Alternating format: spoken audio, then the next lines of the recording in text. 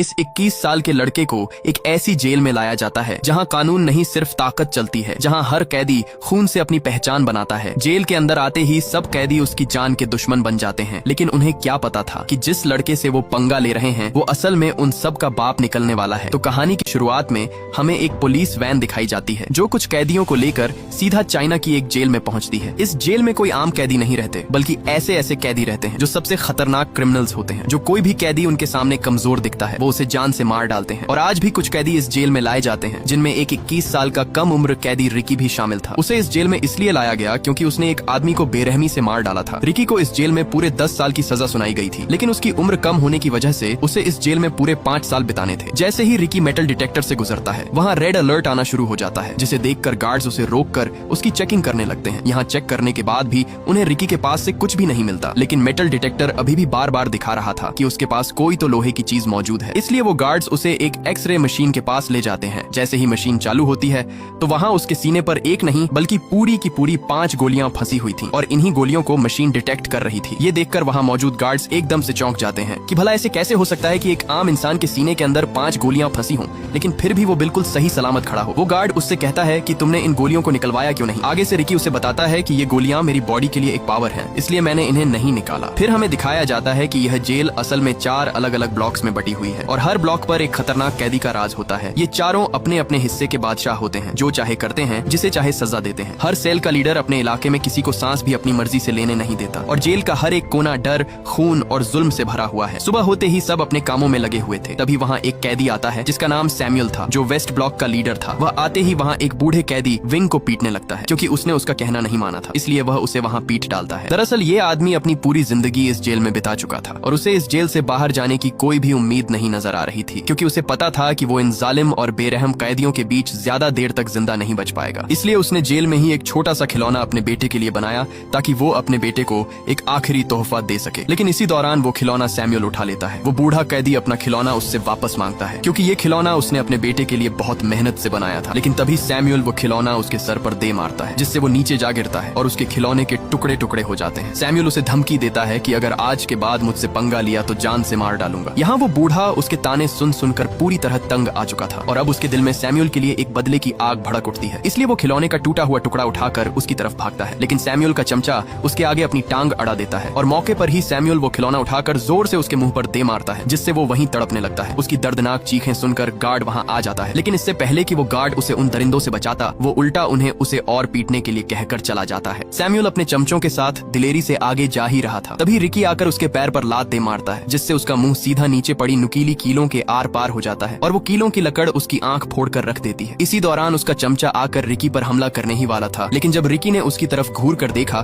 तो उसके अंदर ऐसा खौफ बैठा कि वो तीनों वहाँ से उल्टे पैर भाग निकले। यहाँ सैमुअल तो किसी तरह बच गया, लेकिन वो अपनी एक आंख से अंधा हो चुका था, इसलिए अब उसके अंदर बदले की आग भड़क रही थी। वो अब हर हाल में रिकी का काम तमाम करने के लिए अपनी जान लगा देगा, लेकिन बदला लेकर ही रहेगा। इसी दौरान उसका वही चमचा आता है और कहता है कि हमें रिकी को मारने के लिए मैड ड्रैगन की जरूरत होगी, वो उसे हर हाल में मार डालेगा। मैड ड्रैगन इस जेल में सबसे खतरनाक कैदी है जो किसी को भी जिंदा नहीं छोड़ता। अगर कोई उससे पंगा लेता तो वो उसे अपने एक ही हाथ से खत्म कर देता। मैड ड्रैगन को वार्डन ने अभी के लिए एक काल कोठरी में बंद किया हुआ है, क्योंकि उसने पिछले दिन ही एक कैदी को बेरहमी से मार डाला था। उसी दिन सैमुअल एक गार्ड से डील करता है और कहता है कि आज ही विंग को बताओ कि उसकी सजा और बढ़ा दी गई है और अब वह इस जेल में पूरे 20 साल और बिताएगा। इसलिए वह गार्ड सीधा उसके पास आता है और बताता है कि अब तुम्हारी रिहाई कैंसिल कर दी गई है और अब से तुम्हें 20 साल और इस जेल में गुजारने होंगे। ये सुनकर उस बूढ़े कैदी के पैरों तले जमीन ही खिसक जाती है, क्योंकि उसे पता था कि अगर अब वह इस जेल में रहा तो सैमुअल उससे अपना बदला जरूर लेगा और उसे तड़पा तड़पा कर मारेगा। इसलिए वो गार्ड्स के पैर पकड़कर उनसे रिहाई की भीख मांगता है, लेकिन वो गार्ड्स आगे से उल्टा उसे पीट कर वहाँ से चले जाते हैं। इससे पहले कि अब वो और तड़प तड़प कर यहाँ अपनी जिंदगी गुजारता, उसी रात वो अपने आप को फांसी पर लटका कर खत्म कर देता है। ये खबर पूरी जेल में फैल जाती है और रिकी को भी पता चल जाता है कि जिसकी उसने उस दिन जान बचाई थी वो मारा जा चुका है। जब गार्ड्स उसकी लाश वहाँ से ले जा रहे थे तब वहाँ रिकी आता है। वो जब विंग के हाथ पर लगी हथकड़ी देखता है तो वो उन गार्ड्स को उसके हाथों से हथकड़ी खोलने के लिए कहता है, क्योंकि वो मर चुका है, अब तो उसे आजाद कर दो। तभी रिकी उसकी हथकड़ी को वहाँ आसानी से तोड़ डालता है। ये देखकर वो गार्ड्स हैरान रह जाते हैं कि इतनी मजबूत हथकड़ी कोई आम इंसान कैसे तोड़ सकता है। रिकी विंग का वही खिलौना निकालता है जो उस दिन सैमुअल ने तोड़ा था और जिसे रिकी ने ठीक कर दिया था। वो उस खिलौने को उसकी बॉडी पर रख देता है ताकि उसे थोड़ा सा सुकून मिल सके। अब विंग को मरता देखकर उसका दिल अंदर से टूट जाता है और एक बार फिर से रिकी के अंदर बदले की आग भड़क जाती है और अब वो सैमुअल से विंग का बदला लेकर ही रहेगा। अगली सुबह सब कैदी नहाने के लिए आते हैं। जब रिकी नहा रहा था तब वहाँ सैमुअल आकर आकर उसे घूर घूर कर देखने लगता है। और इसी दौरान वहाँ वो सांड कैदी मैड ड्रैगन आ जाता है। वो सीधा आकर उसके मुंह पर मुक्का दे मारता है और रिकी गुब्बारे की तरह उछलता हुआ एक कोने पर जा गिरता है। लेकिन आगे से रिकी भी एक तूफान की तरह उठ खड़ा होता है और उसके पेट पर इतने जोर का मुक्का मारता है कि उसका पेट अंदर से फटकर बाहर आ जाता है और वो मौके पर ही मारा जाता है। ये देखकर सैमुअल एक कील को लेकर सीधा रिकी के हाथ के अंदर घुसा देता है, लेकिन आगे से रिकी भी उसकी सब उंगलियों को एक तीली की तरह तोड़ देता है। अब रिकी का बदला लेने का वक्त आ चुका था और वो मौके का फायदा उठाकर एक मुक्का सीधा सैमुअल के पेट से आर पार कर देता है और आखिरकार सैमुअल का काम वहीं पर तमाम हो जाता है। सामने खड़े कैदी ये सब देखकर अपने होश ही खो बैठते हैं। इसी दौरान गार्ड आकर उसे वहाँ से पकड़ कर ले जाते हैं। तभी वहाँ एक कैदी नरूमी जो नॉर्थ ब्लॉक का लीडर था वो उसके पास आता है। आया तो वो रिकी के अंदर अपना डर बैठाने के लिए था, लेकिन जब उसने रिकी के हाथों मैड ड्रैगन को मरते देखा तब वो उसे चूहे की तरह अपना दोस्त बनने के लिए कहता है। लेकिन रिकी उसे कुछ भी कहे बिना वहाँ से चला जाता है। उसे सीधे एक ऐसे सेल में बंद कर दिया जाता है जहाँ सबसे खतरनाक कैदियों को रखा जाता था। जैसे पहले मैड ड्रैगन था, इसलिए अब उसे भी यहाँ इस सेल में छोड़ दिया गया। लेकिन तभी उसके सीने के अंदर दर्द शुरू हो जाता है और इसी के साथ हमें फ्लैशबैक का सीन दिखाया जाता है जब वह एक स्टूडेंट था और उसके माँ बाप पहले ही इस दुनिया से जा बसे थे। वह अपनी माँ बाप की कब्र पर आता है तो वहाँ उसके सामने उसका मास्टर जैंग खड़ा हुआ था जो बचपन में उसे मार्शल आर्ट की ट्रेनिंग देता था। मास्टर उसे उसकी ताकत दिखाने के लिए कहता है, लेकिन जैसे ही वह मास्टर पर हमला करता है मास्टर उसे एक ही झटके में नीचे गिरा देता है। इसलिए यहाँ मास्टर उसे बताता है कि तुम अभी पूरी तरह मास्टर नहीं बने हो, तुम्हारे अंदर अभी भी कमजोरी है जिसे तुम्हें पूरा करना होगा और उसे पूरा करने के लिए अभी काफी समय लगेगा, तब जाकर तुम एक मजबूत फाइटर बन पाओगे। इसीलिए यह सुनकर रिकी मास्टर के कदमों में जा गिरता है और गिड़गिड़ाकर कहता है कि मुझे हर हाल में मास्टर बनना है, मैं अपनी कमजोरी को दूर करूंगा चाहे कितना भी समय लगे। इसीलिए उसी दिन मास्टर उसे ट्रेनिंग देना शुरू कर देता है और यहाँ मास्टर रिकी से कहता है कि सबसे पहले तुम्हें अपने दिमाग पर कंट्रोल करना होगा, फिर तुम्हें अपने दिमाग से सारा गुस्सा और नफरत बाहर निकालनी होगी। मास्टर उसके सामने एक पत्थर रखकर कहता है कि अपने पूरे दिमाग को कंट्रोल करके इसे तोड़ कर दिखाओ। इसलिए रिकी खुद को काबू करके वहाँ रखे पत्थर को एक कागज की तरह चीर डालता है। ये देखकर मास्टर वहाँ उस पर पत्थरों की बारिश कर देता है। आगे से रिकी भी उन्हें ऐसे चीरता डालता जैसे कोई तूफान हो। आखिर में मास्टर सबसे बड़ा पत्थर उठाकर सीधे उसके सीने पर दे मारता है, लेकिन रिकी उसे भी आसानी से तोड़ देता है। अब यहाँ मास्टर को समझ आ जाती है कि रिकी अपने आप पर पूरी तरह कंट्रोल करना सीख गया है और अब उसे और ट्रेनिंग की जरूरत नहीं है। इसके बाद सीन शिफ्ट होता है और हमें रिकी दिखाया जाता है जो अपने सेल में बैठा था। इसी दौरान वहाँ एक गार्ड आकर उसे कहता है कि तुम्हें असिस्टेंट वार्डन ने बुलाया है, इसलिए उसे सीधे असिस्टेंट वार्डन के पास लाया जाता है जिसका टेबल खाने से भरा पड़ा था। उसका एक हाथ नहीं था, इसलिए उसने अपने हाथ की जगह पर 2 कुंडों वाली हुक लगा रखी थी और खाना भी वह उसी हुक से खा रहा था। वार्डन गार्ड को रिकी की रिपोर्ट पढ़ने को कहता है। गार्ड उसकी रिपोर्ट पढ़कर बताता है कि रिकी एक यतीम था, उसके माँ बाप नहीं थे और वह बचपन से ही अनाथ आश्रम में ही रह रहा था। उसे स्कूल से भी इसलिए निकाल दिया गया था क्योंकि वहाँ भी वह किसी को भी पकड़कर पीटना शुरू कर देता था। इसलिए उसने म्यूजिक कॉलेज में दाखिला लिया जहाँ उसने बांसुरी बजाना सीखा। यहाँ तक कि वह अपनी कम उम्र में ही एक गैंग के साथ मिलकर उसने एक आदमी की जान ले ली, इसलिए उसे यहाँ इस जेल में लाया गया। यह सुनकर वार्डन उसके पास आकर पूछताछ करता है कि तुम्हारे सीने में 5 गोलियां आई कैसे, लेकिन रिकी मुस्कुराते हुए कोई भी जवाब नहीं देता। इसलिए वार्डन उसे एक तस्वीर दिखाता है जो रिकी की दोस्त की थी। रिकी जब उसे लेने के लिए अपना हाथ आगे बढ़ाता है तभी वार्डन उसके हाथ पर वो कुंडों वाली हुक घोंप देता है और लगातार उस पर मुक्कों की बारिश कर देता है। वार्डन उसका मुंह खुलवाने की बहुत कोशिश करता है, लेकिन आगे से रिकी उसके मुंह पर थूक देता है। इसलिए गुस्से में आकर वार्डन उस तस्वीर को कुचल डालता है, जिसे देखकर रिकी का खून खौल उठता है और उसने वहीं पर टेबल के 2 टुकड़े कर दिए। ये देखकर वार्डन बिल्ली की तरह एक कोने में जा छुपा। रिकी उसका मुंह तोड़ने ही वाला था, लेकिन उसने अपने गुस्से को काबू किया और वहाँ से चला गया। रात रिकी अपने सेल में बैठा उसी तस्वीर को देखकर बहुत दुखी था, क्योंकि ये तस्वीर उसकी दोस्त केको की थी, जो पहले दोनों हर दिन अपनी जिंदगी हंसी खुशी गुजारते थे, लेकिन जेल आते ही उसकी जिंदगी एक कुत्ते की तरह होती जा रही है। वो अपने आप को शांत करने के लिए वही बांसुरी बजाता है जो वो अपनी दोस्त के साथ बैठकर बजाता था। लेकिन तभी एक गार्ड आकर उसे बांसुरी बजाने से मना करता है और कहता है कि अगर दोबारा बांसुरी बजाई तो बांसुरी के टुकड़े टुकड़े कर दूंगा। अगले दिन जब सैमुअल का चमचा अपने सेल से बाहर आया तब उसके पीछे कुछ कैदी पड़ जाते हैं, क्योंकि उसी की वजह से विंग अपनी जान से हाथ धो बैठा। अब ये सब उससे विंग का बदला लेना चाहते थे। वो उसे एक नुकीली तलवार से काटने ही वाले थे, लेकिन तभी वहाँ वही कैदी नरूमी आता है। वो उन्हें उसे मारने से मना करता है, क्योंकि अगर उसे मार दिया गया तो तुम सबकी सजा और बढ़ा दी जाएगी, यहाँ तक कि उन्हें सजाए मौत भी हो सकती है। लेकिन वहाँ वोंग नाम का कैदी उस पर गुस्सा होता है और कहता है कि जब हम पर जुल्म होता था तब तुम कहाँ थे, उस वक्त तुमने हमारी मदद क्यों नहीं की, और अब जब हमारी बारी आई तो तुमने इसे जिंदा रहने के लिए क्यों छोड़ दिया। वो उससे कहता है कि हमें इसे जिंदा नहीं छोड़ना चाहिए, हमें इसे मारना ही होगा। ये सुनकर नारूमी गुस्से में आ जाता है और वही नुकीली तलवार लेकर उसका मुंह बीच से काट देता है, जिससे वो वहीं तड़पने लगता है। इधर ऊपर खड़ा वार्डन उसे देखकर बहुत खुश होता है और कहता है कि तुमसे ये उम्मीद नहीं थी, लेकिन अब तुमने मेरा दिल खुश कर दिया है। वार्डन उसके मुंह में नुकीला हुक फंसाकर उसकी जिंदा लाश घसीटता हुआ वहाँ से ले जाता है। उसी दिन वार्डन नारूमी को अपने पास बुलाता है और एक हथियार देकर कहता है कि जिस तरह तुमने वोंग को मारा है उसी तरह अब तुम्हें रिकी को भी जान से मारना होगा। यह सुन नारुमी सोच में पड़ जाता है, क्योंकि वोंग तो एक आम कैदी था, इसलिए उसने आसानी से मार दिया। लेकिन रिकी कोई आम सा कैदी नहीं है। अगर उसने रिकी से पंगा लिया तो वो उसे मैड ड्रैगन की तरफ फाड़ कर रख देगा। लेकिन वार्डन का हुक्म था, इसीलिए वो ये करने के लिए मान जाता है। इसके बाद नारुमी जेल के ग्राउंड में आता है। वहाँ उसने वोंग को जंजीरों से बांधकर एक ढांचे पर लटका रखा था, ताकि उसको तड़पता हुआ देखकर बाकी कैदियों के दिलों में उसका खौफ बढ़ जाए और कोई भी दोबारा उसके खिलाफ खड़े होने की हिम्मत न करे। वहाँ उसकी बॉडी को देखकर रिकी को बहुत बुरा लगता है। इसी दौरान नारुमी उस पर हमला कर देता है और दोनों के बीच तगड़ी हाथापाई शुरू हो जाती है। यहाँ मौके पर नारुमी उसे लात दे मारता है, लेकिन तभी नारुमी उसकी आंखों में पिसे हुए कांच फेंक देता है, जिससे रिकी वहाँ पूरी तरह अंधा हो जाता है। उसे वहाँ कुछ भी दिखाई नहीं दे रहा था। इसी का फायदा उठाकर नारुमी ने उसके एक बाजू पर छुरा दे मारा, जिससे रिकी नीचे जा गिरता है। लेकिन मौके पर ही रिकी को वहाँ पानी की पाइपलाइन मिल जाती है। उसने जल्दी से वो पाइपलाइन तोड़ दी, जिससे तेज पानी निकलना शुरू हो जाता है और मौके पर उसने अपनी आंखें धो डाली और एक बार फिर से वो खौफनाक तूफान बन जाता है और नारुमी पर कुत्ते की तरह टूट पड़ता है। और तभी वो उसके सर पर ऐसा चमाट दे मारता है कि उसकी आंख कंचे की तरह निकलकर नीचे जा गिरती है। इसी दौरान वार्डन भी वहाँ पहुंच जाता है और नारुमी को ढेर होता देखकर उसका मुंह खुला का खुला ही रह जाता है। रिकी जल्दी से अपनी नसों को खींचकर एक दूसरी से बांध देता है और एक बार फिर हमले के लिए तैयार हो जाता है। लेकिन इसी दौरान नारुमी हार मान जाता है और एक चाकू सीधा अपने पेट में घोंप देता है। लेकिन ये उसकी एक चाल थी। रिकी जैसे ही उसके पास आता है, वहाँ वो अपनी आंतों को बाहर निकालकर रिकी के गले में लपेट देता है। लेकिन रिकी ने मौके पर ही उसे ऊपर उठाकर उसके सर पर ऐसा मुक्का दे मारा कि उसके सर की सब हड्डियों का कीमा बन गया और उसका काम वहीं पर तमाम हो जाता है। इसके बाद रिकी वोंग की बॉडी नीचे उतारता है। वो सब उसे उठाने की कोशिश करते हैं, लेकिन तब तक देर हो चुकी थी और वोंग वहाँ अपना दम तोड़ चुका था। इसलिए ये देखकर रिकी सब कैदियों से कहता है कि इस बेकसूर की मौत का जिम्मेदार वार्डन ही है, उसे जान से मार डालो। इसलिए सब कैदी उस पर एक तूफान की तरह भागते हैं और उसे मारने के लिए अपना हल्ला बोल देते हैं। लेकिन तभी वहाँ कोई एक कैदी को पकड़कर उसका सर फोड़ देता है। ये देखकर सब एकदम से चौंक जाते हैं। दरअसल ये तीनों अपने अपने सेल के लीडर थे और अब यही 3 बच गए थे, क्योंकि चौथा कैदी नारुमी मारा जा चुका था। पहले कैदी का नाम चैंग, जो एक लड़की थी, उसमें एक ऐसी ताकत थी जिससे वो एक जगह से दूसरी जगह आसानी से पहुंच जाती थी। दूसरे कैदी का नाम कितामा था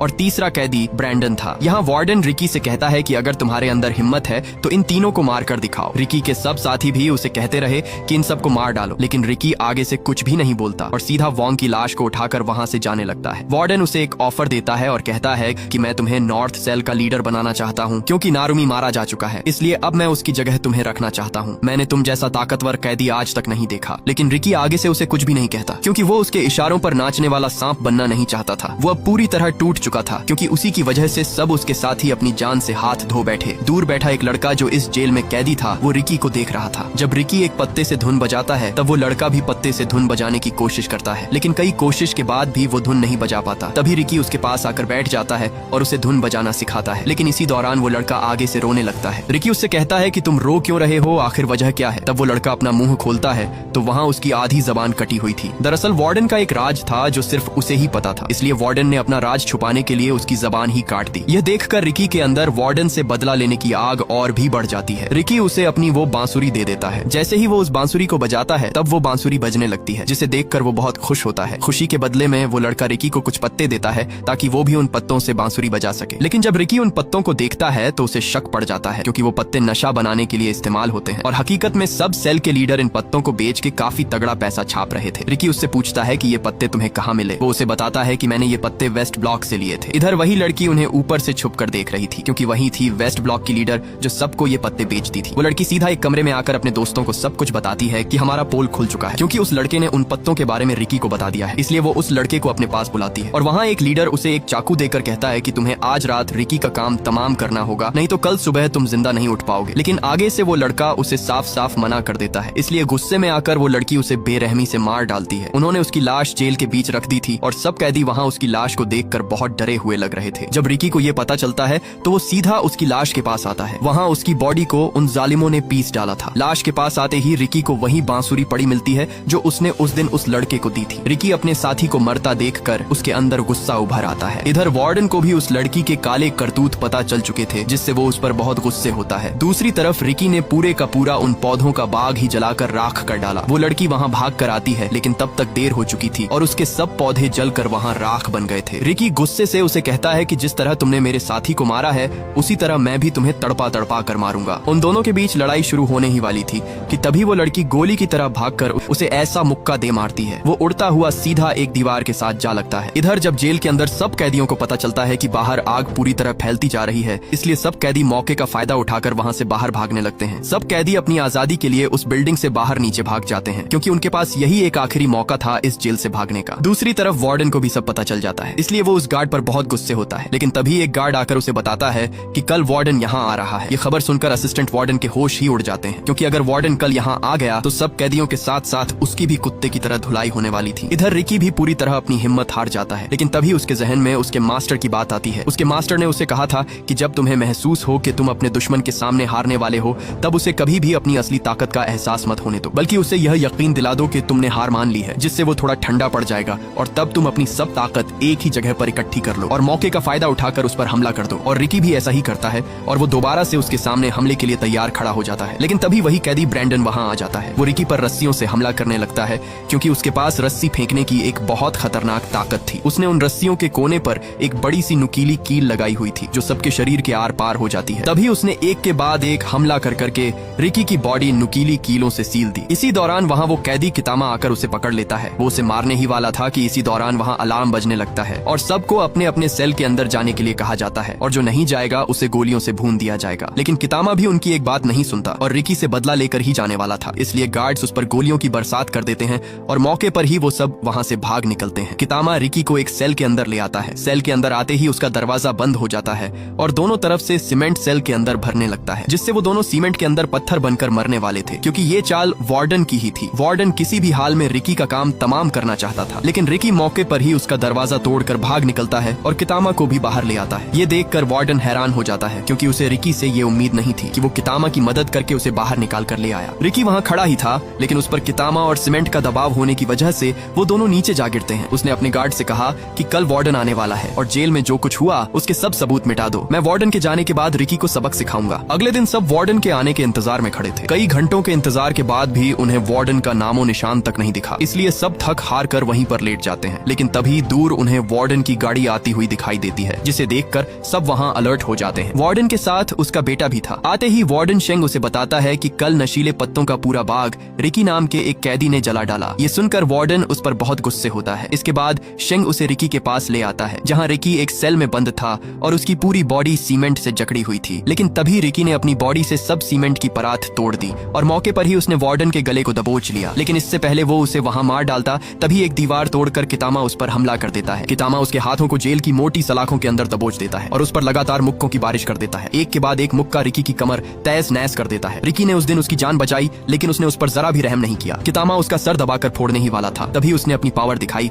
और उसके गले पर ऐसा मुक्का मारा कि उसका गला फटकर बाहर आ गया। मौके पर रिकी ने उसके हाथ पर ऐसा वार किया कि उसकी सब उंगलियां बिखरकर नीचे जा गिरी और कितामा वहीं पर मारा जाता है। ये देखकर वार्डन ने ऊपर से हाइड्रोलिक प्रेस चालू कर दी, जिसे रिकी रोकने की बहुत कोशिश करता है। लेकिन तभी वार्डन उसे एक जोरदार बिजली का झटका दे मारता है, जिससे तड़पकर वो नीचे जा गिरा। वो हाइड्रोलिक प्रेस भी तेजी से उसके ऊपर आ रही थी, लेकिन इसी दौरान वो हाइड्रोलिक प्रेस अचानक ऊपर जाने लगती है। तब हमारे सामने कितामा आता है, जो अभी भी जिंदा था। उसने उस हाइड्रोलिक प्रेस को ऊपर दबाकर रखा हुआ था, क्योंकि उसके दिल में रिकी के लिए रहम आ गया था, क्योंकि रिकी ने भी उस दिन उसकी जान बचाई थी। इसी का फायदा उठाकर रिकी दरवाजा तोड़कर बाहर निकल आता है। वो तुरंत हाइड्रोलिक प्रेस को रोकता है और कितामा को बाहर आने को कहता है, लेकिन कितामा इतना जख्मी हो चुका था कि वो अपने पैर हिला भी नहीं पा रहा था। और यहाँ कितामा अपनी हिम्मत हार जाता है और वो हाइड्रोलिक प्रेस उसे कुचल डालती है। मरते वक्त कितामा से एक फोटो उड़कर आती है। जब रिकी उसे देखता है तो उस तस्वीर में कितामा और उसकी माँ थी। ये देख रिकी वार्डन पर अपना गुस्सा निकालता है, इसलिए वार्डन एक और बटन दबा देता है और रिकी दोबारा से एक गड्ढे में जा गिरता है। इसके बाद रिकी को एक बड़ा सा गड्ढा खोदकर उसे उसके बीच जंजीरों से बांध कर रखा हुआ था। तभी वार्डन वहां आकर कहता है कि सब कैदी एक एक करके रिकी के ऊपर मिट्टी फेंकना शुरू कर दें। लेकिन वहां खड़े दो कैदी उसे साफ साफ मना कर देते हैं कि हम रिकी पर ये जुल्म नहीं करेंगे। ये देखकर वार्डन उन्हें वहीं पर गोलियों से भुनवा देता है, इसलिए डर की वजह से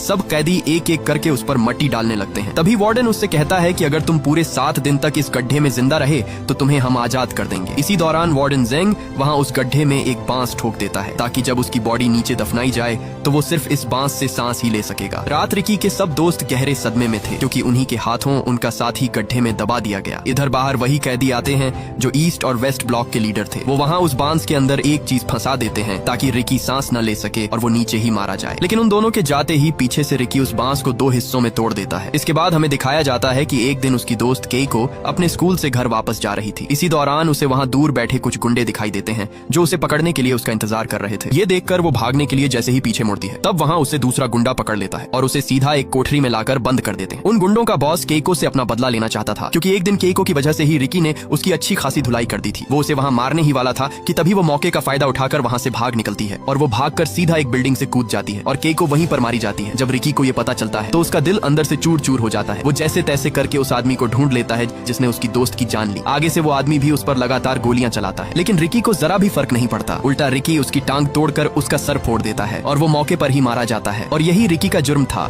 जिसकी वजह से उसे उस खतरनाक जेल में बंदी बनाया गया। दूसरी तरफ उसके 7 दिन पूरे हो चुके थे। उसी दिन रिकी को उस गड्ढे से बाहर निकाला जाता है। वार्डन को यकीन था कि वो मर चुका होगा, लेकिन जैसे ही उसे बाहर निकाला गया तो वहाँ उसकी सांसें चल रही थीं। ये देखकर वार्डन के होश ही उड़ जाते हैं। इसलिए रिकी को दोबारा से नुकीलेदार सरियों के अंदर फंसा दिया गया। वार्डन उससे उसकी ताकत के बारे में पूछता है कि ऐसी कौन सी ताकत तुम्हारे अंदर है जो तुम मट्टी के अंदर बिना सांस के जिंदा रहे। लेकिन रिकी भी आगे से अपना मुंह नहीं खोलता। इसलिए वहाँ वही लड़की आती है। उसने अपने हाथ में बहुत सारे ब्लेड रखे हुए थे। वो उन सारे ब्लेडों को रिकी के मुंह के अंदर दबाकर ऊपर से टेप लगा देती है और एक के बाद एक लगातार तमाचे उसके मुंह पर दे मारती है, जिससे रिकी का मुंह खून से लालो लाल हो जाता है। इसी दौरान वार्डन आकर उसके मुंह से टेप उतार देता है, लेकिन आगे से रिकी सब ब्लेड उसके मुंह पर फेंक देता है और सब ब्लेड वार्डन के मुंह के अंदर धंस जाते हैं। इसलिए एक बार फिर से उसे एक खाली काल कोठरी में डाल दिया जाता है। उसी दिन वहाँ एक कैदी छुपकर उसे खाना देने आता है। वो खाना देकर वहाँ से जाता ही है कि तभी पीछे से उसे वही कैदी देख लेता है जो नारुमी का चमचा था और उसी दिन वो वार्डन को उसके सेल के अंदर ले आता है। अंदर आते ही वार्डन उस कैदी को मारकर उसे घसीटता हुआ सीधा रिकी के सेल के पास आता है, लेकिन जब वो रिकी के सेल के अंदर देखता है तो वहाँ से रिकी गायब था। सिर्फ जंजीर ही पड़े हुए थे। दरअसल रिकी ऊपर छत के साथ चिपका हुआ था। वार्डन जैसे ही अंदर आता है तो वहाँ रिकी मौके पर वार्डन को पीट डालता है। रिकी जब बाहर आकर उस कैदी को देखता है तो वहाँ वो मर चुका था, जिसे देखकर उसका खून खोलने लगता है। ये देखकर वार्डन वहाँ से भागता है, लेकिन नीचे आते ही सब कैदी उसे घेर लेते हैं और इसी दौरान वहाँ सब गार्ड्स और कैदियों के बीच जंग शुरू हो जाती है। इधर वार्डन पूरी जेल की जांच कर रहा था, लेकिन उसे दूसरी तरफ होती जंग के बारे में कोई खबर नहीं थी। इसी दौरान वहाँ एक कैदी ने उसकी पीठ पीछे कुछ उल्टा बोल दिया, जिसे सुनकर वार्डन को हजम नहीं हुआ और उसने बेरहमी से उस कैदी का बाजू काट डाला ताकि आइंदा कोई भी उसके बारे में ये गलती न करे। इसी दौरान वहाँ रिकी आ जाता है। ये देखकर वार्डन ने तुरंत उस पर गोली चला दी, लेकिन आगे से रिकी ने वार्डन सेंग को आगे कर दिया और गोली सीधा उसे जा लगी, जिससे उस वार्डन का पेट गुब्बारे की तरह फूलकर फट जाता है। इसी दौरान वहाँ वो लड़की पहुंच जाती है। वो रिकी पर हमले पे हमला कर देती है। उसका साथी ब्रेंडन भी रिकी पर नुकीली कीलें फेंकता है, जिससे रिकी वहाँ गर्म उबलते हुए पानी पर जा गिरता है और वो वहाँ बुरी तरह तड़पने लगता है। वो लड़की उस पर अपनी टांग से हमला करती है, लेकिन मौके पर रिकी उसकी टांग को उस उबलते हुए पानी के अंदर घोंप देता है और वहीं पर उसकी वो टांग तोड़ डालता है। ये देखकर ब्रेंडन अपनी जान बचाकर वहाँ से भागता है, लेकिन पीछे से वार्डन उस पर गोली चला देता है और वो भी वहीं पर फट जाता है। यहाँ वार्डन और रिकी दोनों आमने सामने खड़े थे। तभी रिकी उड़ता हुआ उसे ऐसी लात मारता है जिससे वो सीधा एक दीवार के साथ जा टकराता है, लेकिन इसी दौरान वो वार्डन वहाँ कांपने लगता है और देखते ही देखते वो वार्डन वहाँ एक बहुत बड़े मॉन्स्टर में बदल जाता है। और यहाँ हमें पता चलता है कि रिकी की तरह वार्डन के पास भी एक खास किस्म की ताकत थी जो उसे एक खतरनाक मॉन्स्टर में बदल देती है। पहले तो वो मॉन्स्टर रिकी को बुरी तरह पीट डालता है, लेकिन मौके पर रिकी अपने दिमाग से काम लेता है और उसे उठाकर सीधे पास चलते ग्राइंडर में फेंक देता है और उसे जोर से ग्राइंडर के अंदर दबाकर उसका कीमा बना डालता है और आखिर में रिकी उसका बचा हुआ सर उठा लेता है। दूसरी तरफ सब कैदी और गार्ड्स एक दूसरे की धुलाई कर रहे थे। इसी दौरान रिकी वहाँ आकर सबको वार्डन का कटा हुआ सर दिखाता है और कहता है कि तुम सब आजाद हो। रिकी उस सर को दूर फेंकता है और भागकर उस जेल की दीवार को बीच से टुकड़ों में तोड़ डालता है और यहाँ रिकी के साथ साथ सब कैदी भी आजाद हो जाते हैं।